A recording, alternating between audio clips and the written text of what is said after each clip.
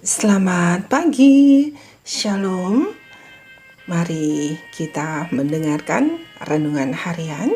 Jangan kita melupakan sejarah. Judul renungan hari ini tanggal 17 April, menyelaraskan pekabaran malaikat kedua.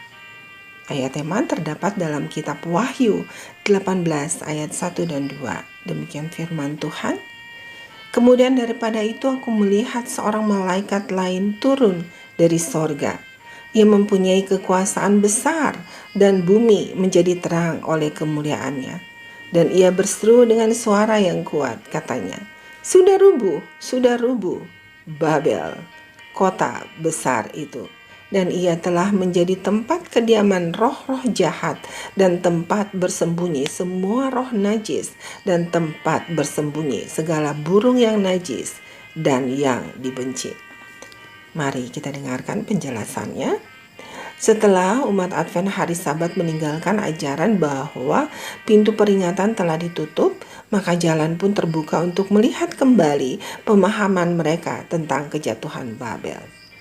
Satu garis perkembangan penting dalam hal pekabaran malaikat kedua adalah memahami kejatuhan Babel sebagai kerusakan dua fase atau kerusakan yang progresif.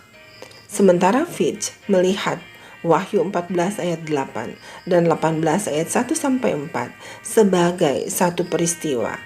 Tetapi James White dan para penganut hari Sabat menafsirkan kedua ayat itu sebagai kejadian terpisah. White mencatat bahwa kejatuhan Babel yang dijelaskan dalam Wahyu 14 ayat 8 berlaku di masa lalu. Sementara yang dijelaskan dalam Wahyu 18 ayat 1-4 berlaku saat ini dan khususnya di masa mendatang.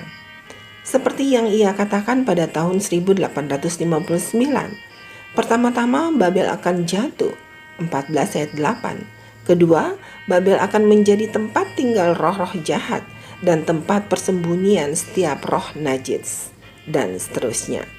Ketiga, umat Allah akan dipanggil keluar dari Babel. Dan keempat, malapetaka Babel akan ditimpakan ke atasnya. Jadi, meskipun kaum penganut hari Sabat percaya bahwa dunia keagamaan telah melakukan kesalahan serius pada awal tahun 1840-an dengan menolak ajaran Alkitab yang terkait dengan kedatangan Kristus yang kedua dan menganiaya orang-orang yang memegang kepercayaan itu, kejatuhan tahun 1840-an itu hanyalah awal dari kebingungan. Perkembangan sebelum akhir zaman akan membawa gereja-gereja ke dalam kekacauan moral dan doktrin yang jauh lebih serius sampai akhirnya Tuhan harus menyerah dengan gereja-gereja yang sangat bingung yang memilih untuk menjadi bagian dari Babel. Ellen White setuju dengan penafsiran ulang suaminya tentang kejatuhan Babel sebagai sesuatu yang progresif. Dan dia yakin pada akhirnya akan berkembang lebih jauh lagi. Baginya, penggenapan sempurna dari Wahyu 14 ayat 8 masih akan terjadi. Akibatnya, sebagian besar pengikut Kristus yang sejati masih ada di gereja-gereja di luar Adventisme. Jadi, Babel memang kacau tetapi tidak sepenuhnya jatuh. Di luar itu, panggilan untuk keluar dari Babel tidak akan mencapai kekuatan penuh sampai tepat sebelum kedatangan kedua. Ketika Babel akhirnya akan benar-benar menggenapi kejatuhannya yang terus terjadi. Akibatnya, dia mengklaim panggilan untuk keluarlah daripadanya, hai umatku, dari Wahyu 18 ayat 1-4 akan menjadi peringatan terakhir yang harus diberikan kepada penduduk bumi. Bisa baca di dalam buku Kemenangan Akhir 1999 halaman 338, 339 dan 525. Tuhan, tidak semua orang beriman seperti yang saya percaya. Mungkin ada alasan yang baik di baliknya.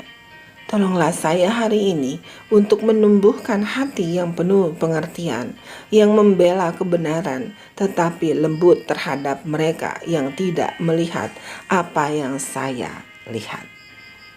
Saudaraku, demikianlah renungan harian hari ini.